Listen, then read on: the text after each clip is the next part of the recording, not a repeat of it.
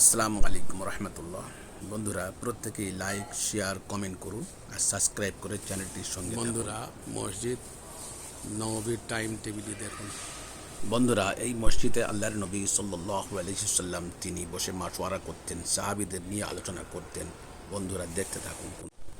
বন্ধুরা, মসজিদ নববীর নামাজের টাইম টেবিল দেখুন।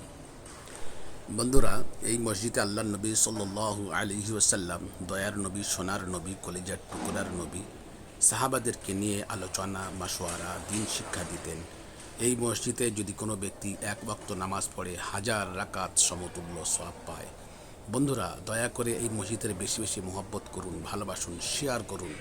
লাইক দিয়ে শেয়ার করে সাবস্ক্রাইব করে চ্যানেলটির সঙ্গে থাকুন আর নেকির উদ্দেশ্যে বেশি বেশি শেয়ার করুন।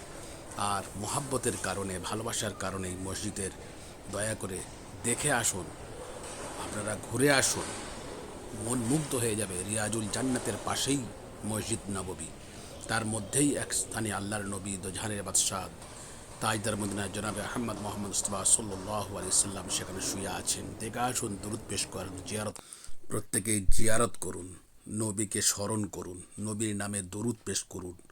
আপনারা বেশি বেশি আল্লাহর কাছে কাঁদুন তাহাজ্জুদ পড়ে, যাতে নবীর রওজায় আপনাকে আমাকে সবাইকে যেন নিয়ে নিয়ে নিয়ে যেতে পারে।